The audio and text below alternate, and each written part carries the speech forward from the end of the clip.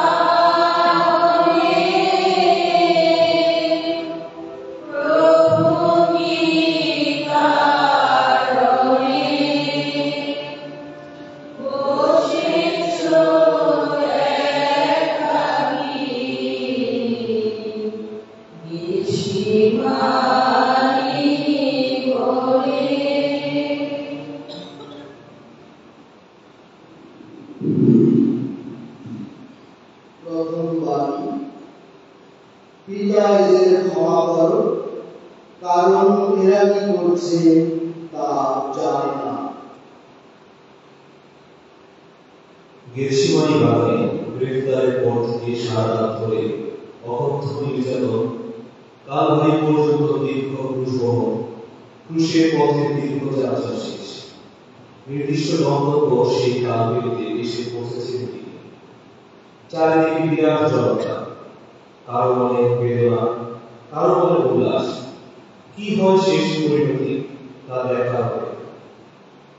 আপাত দৃষ্টিতে বিজয় উল্লাসে উল্লসিত সৈনিকদল নির্দয়ভাবে ক্রুশে টাঙিয়ে দিয়ে বসিত। দুপাশে ক্রুশে টাঙালো দুজন দস্যুত। উপহাস, তিরস্কার, অত্যাচার, নির্যাতন ও ক্রুশবিদ্ধ হওয়ার বেদনায় অন্তর্দহনে মনোবেদনায় কাতর যিশু। এহেন পরিস্থিতিতে প্রতিশোধ নেওয়া, হত্যাকারীদের অভিশাপ দেওয়াই মানবিক দৃষ্টিতে অতি স্বাভাবিক। কিন্তু না, প্রতিশোধ বা অভিশাপ না, নিজের ব্যর্থতার অবস্থা নিয়ে বিচলিত নন তিনি। মানবিক চিন্তা চেতনা, আবেগ অনুভূতিকে নিষ্ক্রিয় করে, স্তব্ধতা ভঙ্গ করে, সকলকে অবাক করে দিয়ে তিনি উচ্চারণ করলেন তার প্রথম বাণী, পিতা ওদের ক্ষমা করো, ওরা যে কি করছে ওরা তা জানে না। যারা ঘৃণাগ্রস্ত তাকে প্রত্যাখ্যান করে, এমন অপমানজনক মৃত্যুদণ্ড দিল, এমন নিষ্ঠুর ভাবে নির্যাতন করল, তাদের প্রতি তার কি অপূর্ব ভালোবাসা। ক্রুশবিদ্ধ যিশু ক্ষমার নাম উচ্চারণ এবং ক্ষমার প্রার্থনা নিবেদন খুবই তাৎপর্যপূর্ণ। ক্রুশ সেই ক্ষমা ও পুনর্মিলনের অর্থই প্রকাশ করে। যিশু ক্রুশে মৃত্যুবরণ সে তো মানুষের পাপের ক্ষমার জন্য, ঈশ্বরের সাথে মানুষকে চিরকালের জন্য পুনর্মিলনের লক্ষ্যে। এই বাণী যিশুর প্রেমপূর্ণ ক্ষমাশীল হৃদয়ের প্রকৃত ভাবমূর্তিটি প্রকাশ করে।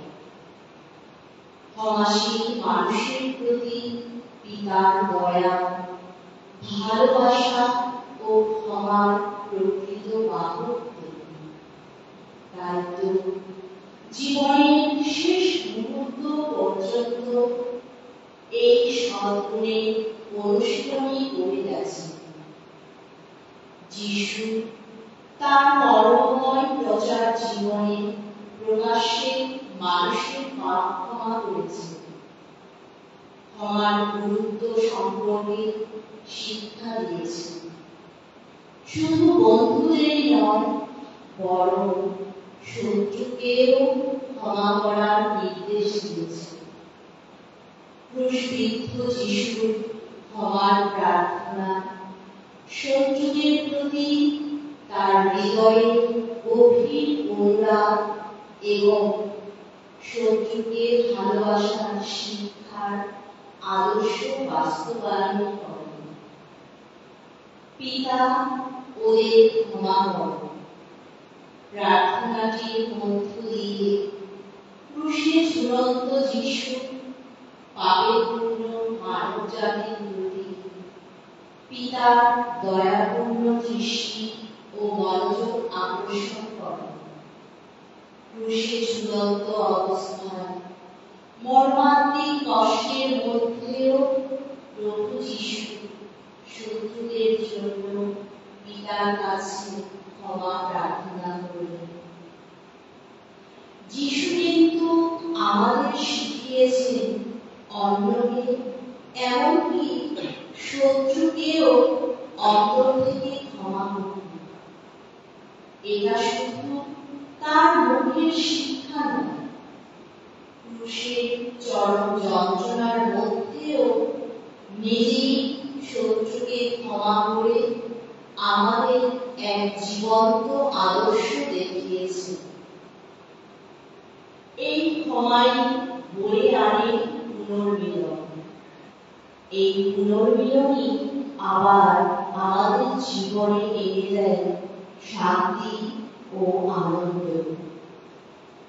আত্মশুদ্ধিকাল হিসাবে তপস্যা কাল হল পাপের ক্ষমা লাভের কাল। নিয়মিত অন্তরের নম্রতা ও বিশ্বাস নিয়ে পাপ স্বীকার সাক্রামেন্ট গ্রহণ করে আমাদের পাপের ক্ষমা পেতে পারি। অন্যদের ক্ষমা করে আমরা আমাদের ভাই বোনদের সাথেও পুনর্মিলিত হয়ে নতুন মানুষ হতে পারি।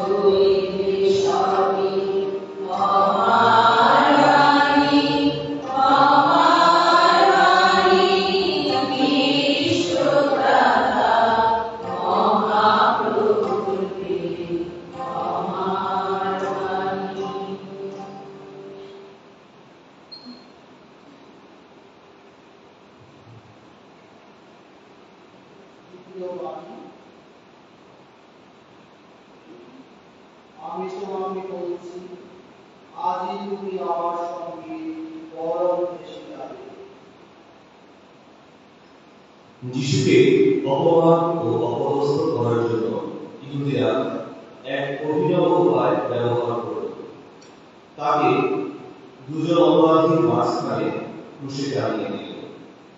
অপরদিকে যিশু কি অপূর্ব নম্রতা, যিনি সারাটি জীবন পাপীর মন পরিবর্তনের বাণী প্রচার করেছেন, যিনি পাপীর মুক্তির জন্য নিজের জীবন উৎসর্গ করলেন।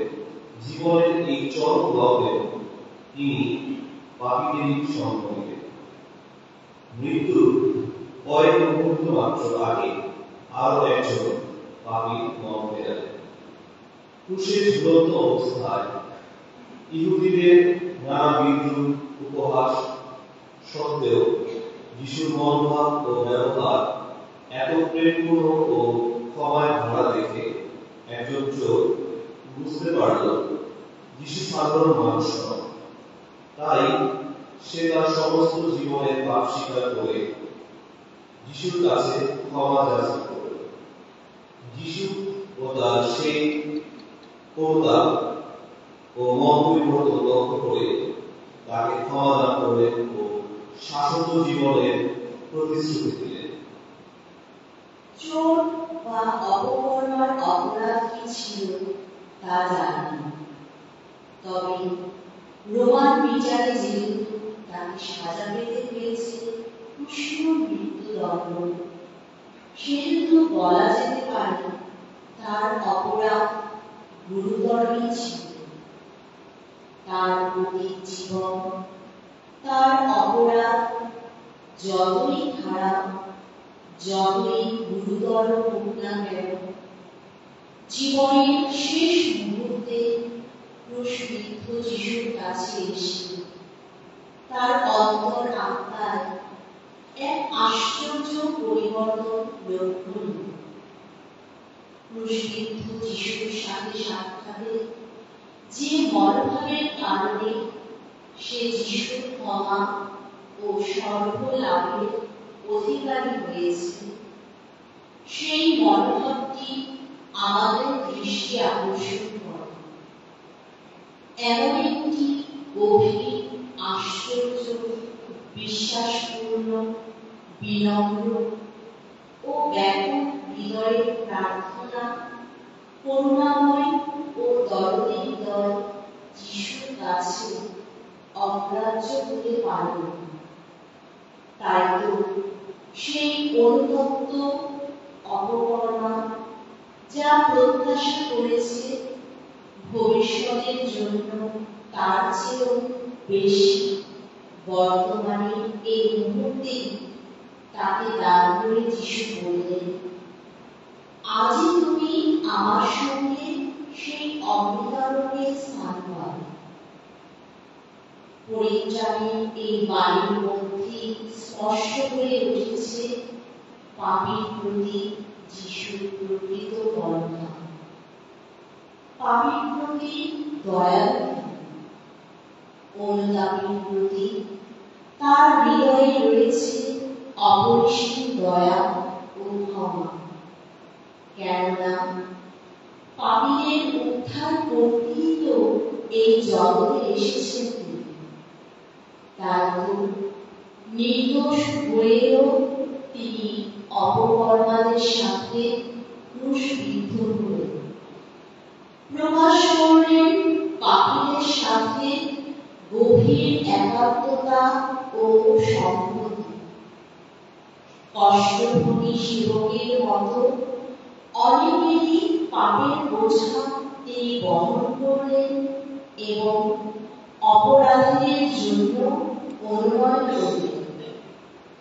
ক্রুশে যিশুর আত্মোৎসর্গ দ্বারা পাপীর মন পরিবর্তন ঘটিয়ে পাপময় এই জগৎকে রূপান্তরিত করলেন। সকলের জন্য উন্মুক্ত করলেন স্বর্গের দ্বার, খুলে দিলেন পাপী তাপী সকল মানুষের জন্য ঈশ্বরের অনুগ্রহ ও দয়ার ভান্ডার।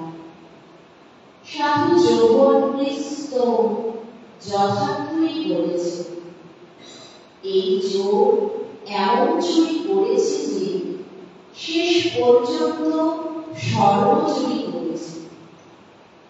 মঙ্গলময় ঈশ্বর এভাবেই আমাদের জীবনের শেষ মুহূর্ত পর্যন্ত আমাদের মন পরিবর্তনের জন্য অপেক্ষা করেন।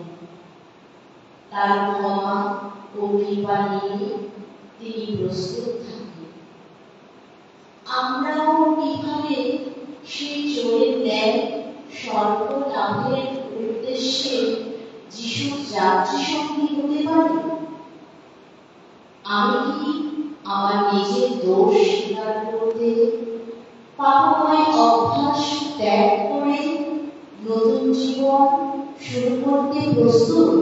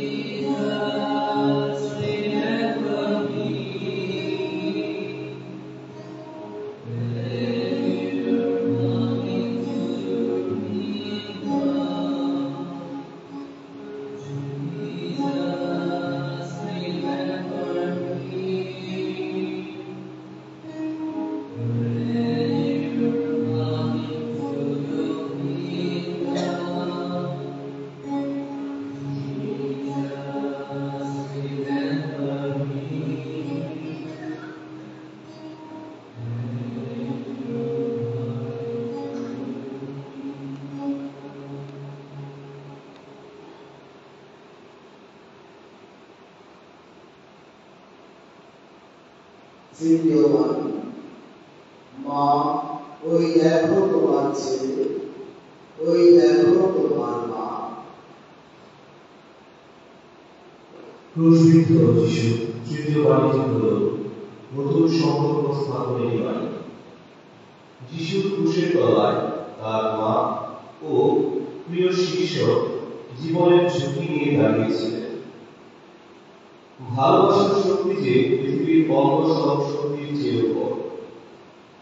যিশু তাই নিজ কষ্ট ও যন্ত্রণার কথা ভুলে গিয়ে তার অবর্তমানে তার মা ও প্রিয় শিষ্যের কি হবে সে কথা চিন্তা করে মায়ের কাছে তুলে দিলেন শিষ্যকে, আর মাকে তুলে দিলেন শিষ্যের কাছে।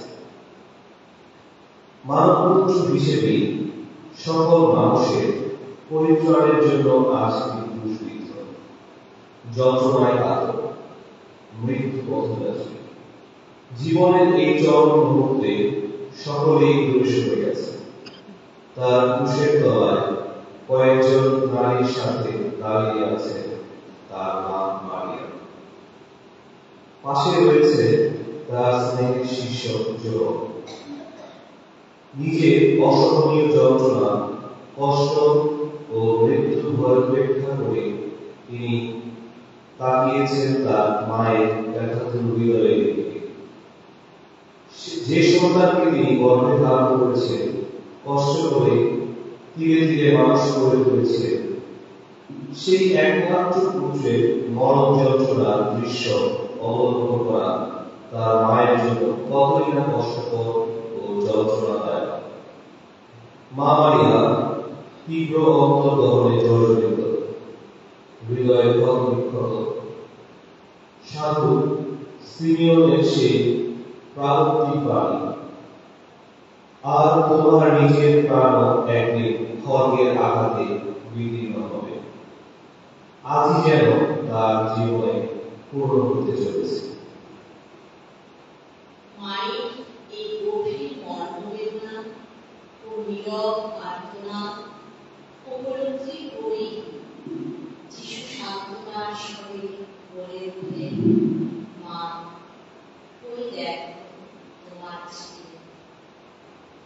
একইভাবে পালবিহীন বেশ করল তার প্রিয় শিষ্যের কষ্টের কথা উপলব্ধি করে তাকেও অভয় দিয়ে বলে উঠলেন, ওই দেখো তোমার মা। এই উক্তির মধ্য দিয়ে ক্রুশবিদ্ধ যিশু, তার মা মারিয়া ও প্রিয় শিষ্য যোগের মধ্যে একটি নতুন আধ্যাত্মিক সম্পর্ক স্থাপন হয়েছে।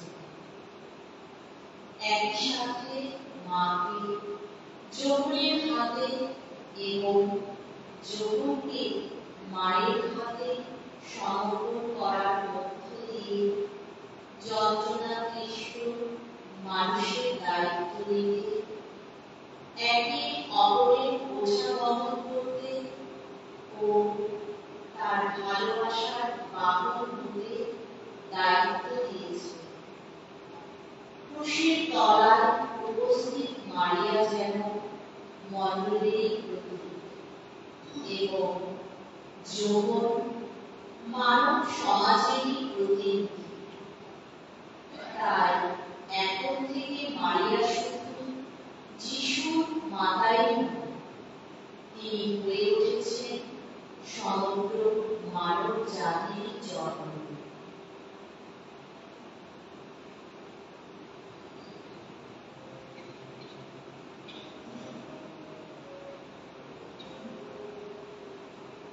Rejoice.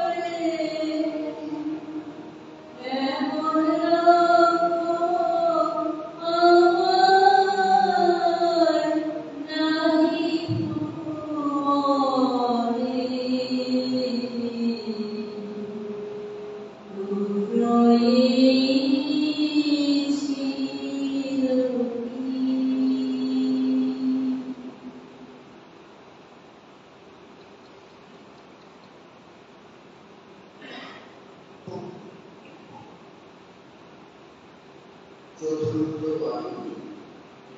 ঈশ্বর আমার, কেন আমায় পরিত্যাগ করেছ? যিশু ক্রুশের উপর ঝুলন্ত, বেদনার এই সময় যেন স্তব্ধ হয়ে থেমে গেছে। কষ্টের মুহূর্তগুলো যেন দীর্ঘতর বলে মনে হচ্ছে। ধীরে ধীরে করে মৃত্যু ঘনিয়ে আসছে। মুমূর্ষু অবস্থায় বেদনাদায়ক মুহূর্তে মানুষ মাত্রই অবলম্বন খোঁজে এবং প্রিয়জনের কাছ থেকে সান্ত্বনা পেতে চায়। যিশুর বন্ধুরা কিন্তু নিজেদের প্রাণের ভয়ে তাকে ছেড়ে পালিয়েছে। যিশু নিতান্ত অসহায়, নিঃসঙ্গ বোধ করে। তিনি সব মানুষের সব দুঃখ বেদনা হরণ করতে চেয়েছেন। তাই পৃথিবীর দুর্বল, অসহায়, নিঃসঙ্গ মানুষের অভিজ্ঞতাও পেতে হল তাকে। নির্দোষ, মানব কল্যাণকামী, ঈশ্বরের বিনম্র সেবক যিশু আজ বিশ্বাসঘাতকতা, অস্বীকৃতি, দুর্ব্যবহার, উপহাস, তিরস্কার এবং স্বার্থান্বেষী মানুষের অন্যায় বিচারের রায়ে মৃত্যুদণ্ডে দণ্ডিত হয়ে পুরস্কৃত। দীর্ঘ 3 ঘন্টা অতিবাহিত হয়ে গেল। দীর্ঘায়িত সময়ে শারীরিক কষ্ট, যন্ত্রণা, বেদনা বৃদ্ধির সাথে সাথে প্রকট হতে থাকে তার মর্মবেদনা ও অন্তর্জালা। যিশুর ক্রুশবিদ্ধ হওয়ার সাথে সাথে প্রকৃতিতে নেমে আসে অস্বাভাবিকভাবে এক কালো অন্ধকার। প্রকৃতির এই অন্ধকারে ছাপ যেন ফুটে উঠেছে যিশুর অন্তরে। ক্রুশ যন্ত্রণার আতর যিশুর অন্তরে অনুভূত হতে থাকে এক গভীর নিঃসঙ্গতা,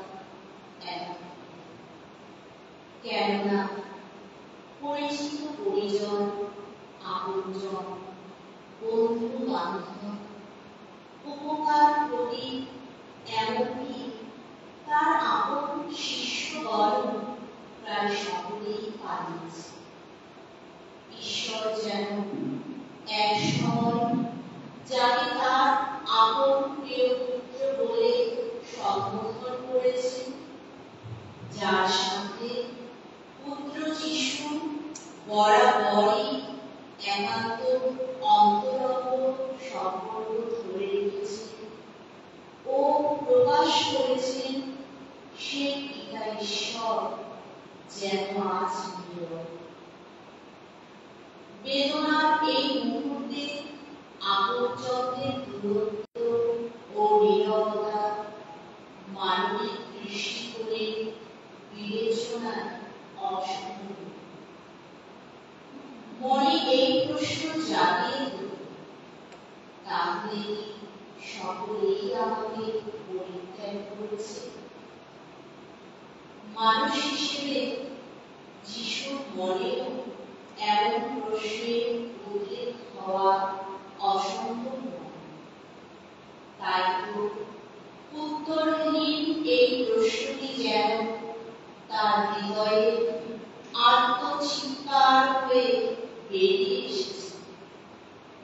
যিশুর এই উক্তিটি যেন পরিপূর্ণভাবে পরিত্যক্ত হওয়ার এবং ঈশ্বর ও প্রিয়জনদের কাছ থেকে বিচ্ছিন্ন হয়ে পড়ার একটি গভীর অনুভূতির প্রকাশ।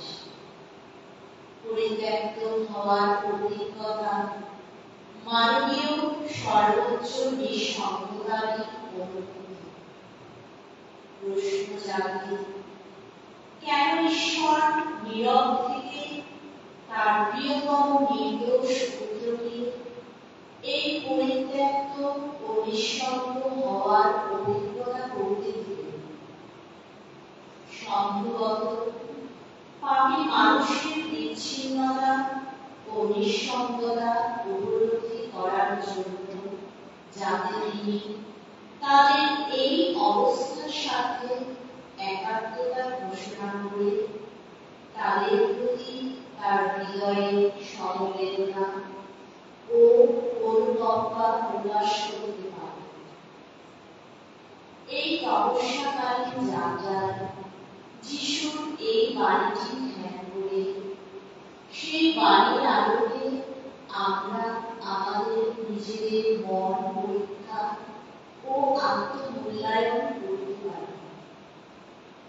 আমাদের পাপের কারণেই যিশু ক্রুশবিদ্ধ হয়েছে। পরিত্যক্ত হওয়ার ও নিঃসঙ্গতার অভিজ্ঞতা করেছে।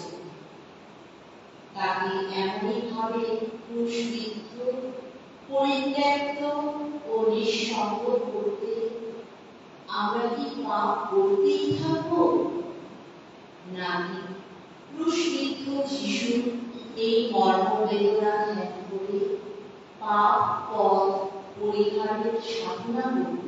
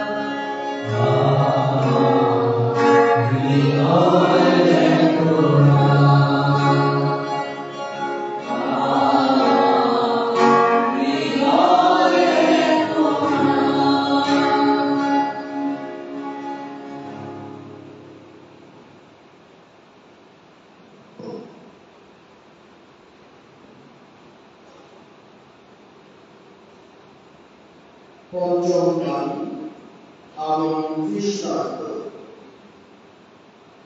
যিশু সত্যি আমাদের মতো মানুষ হয়েছিলেন, তাই ক্ষুধা তৃষ্ণা যা তার ছিল, কিন্তু ক্রুশের পর সেই মর্মান্তিক তৃষ্ণার মুহূর্তে লোকেরা যিশুর এই তৃষ্ণাকে মানবিক একটি চাহিদা হিসেবেই গণ্য করেছিল। তাই তো দেখা যায় হত্যাকারীরা যিশুকে তিক্ত সিরকা পান করতে দিল। যিশুর তৃষ্ণা শুধু কি জল বা পানীয় তৃষ্ণা ছিল?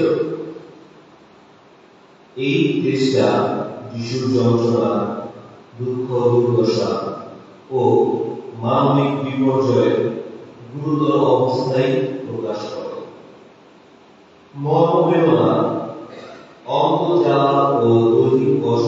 লাঘবের জন্য তীব্র আকাঙ্ক্ষা ব্যক্ত করে যিশু তাই বলে উঠলেন, আমার তেষ্টা পেয়েছে। নিছক মানবীয় চিন্তা চেতনা পেরিয়ে আরো এক ধাপ গভীরে অন্তর্দৃষ্টি দিয়ে আমার তেষ্টা পেয়েছে। যিশুর এই উক্তিটি ধ্যান করলে এর অন্তর্নিহিত গভীর তাৎপর্য উপলব্ধি করা যায়। যিশুই মানুষকে দান করেন জীবনময় জল। তিনি মানুষের অন্তরে প্রবাহিত করেন অনন্ত জীবন জলের উৎসধারা। যিনি নিজেই অনন্ত জীবন জলের উৎসধারা, যিশুর তেষ্টা তো শুধুমাত্র মানবিক একটি বিষয় নয়, দৈহিক একটি চাহিদা নয়, এমনকি নিজের দুঃখ দুর্দশা লাঘবের একটি তীব্র আকাঙ্ক্ষা নয়। এই তেষ্টা মানুষের হৃদয়, মন, আত্মা তথা সর্বসত্তাকে পাওয়া, তাদেরকে পাপময়তা থেকে উদ্ধার এবং নৈতিক ও আধ্যাত্মিক পতনের হাত থেকে রক্ষা করে পিতার সাথে পুনর্মিলিত করা। সামান্য নারীর সাথে যিশুর অন্তরঙ্গ সংলাপের ঘটনার মধ্য দিয়ে এই সত্যটির প্রমাণ পাওয়া যায়। আমাকে একটু জল খেতে দাও তো। এই আবেদনের মধ্য দিয়ে যিশু শুধুমাত্র জাগতিক জলের জন্য তার দৈনিক তেষ্টার কথাই ব্যক্ত করেন, বরং সেই পাপিষ্ঠা, ব্যভিচারিণী ও পথভ্রষ্টা নারীকে ফিরিয়ে আনার চেষ্টাই ব্যক্ত করেছে। তিনি চেয়েছেন এই নারীর জীবনের রূপান্তর। এই চেষ্টা দ্বারা একদিকে যিশু তার ক্রুশ মৃত্যুর মধ্য দিয়ে জাতি বিজাতি, পাপী তাপী, বিপদগামী সকল মানুষের জীবন পরিবর্তন, রূপান্তর ও পিতার সাথে মিলনের চূড়ান্ত আকাঙ্ক্ষাই ব্যক্ত করেছেন, এবং অন্যদিকে এই জগতে পিতার দেওয়া প্রেরণ কাজ শেষে পিতার সাথে নিজের মিলন প্রত্যাশা তুলে ধরেছে। আজও যিশু মানুষের মাঝে ক্ষমা, ন্যায্যতা, প্রেম ও শান্তির জন্য তৃষ্ণা। তার এই তৃষ্ণা মেটানোর জন্য আমার প্রচেষ্টা কতটুকু?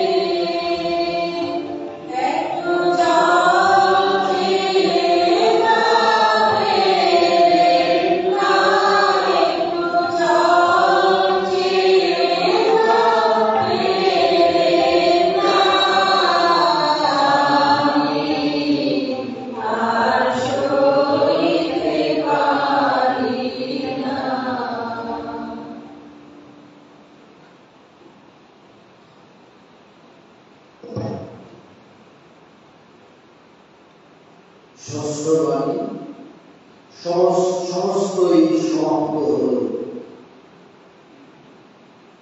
ক্রুশীয় যন্ত্রণা চরম পর্যায়ে পৌঁছেছে। পিতার হাতে তার প্রাণ সঁপে দিতে আর মাত্র কয়েকটি মুহূর্ত বাকি। আর ঠিক এই সময়ে যিশু বলে উঠলেন, সমস্তই সমাপ্ত হল।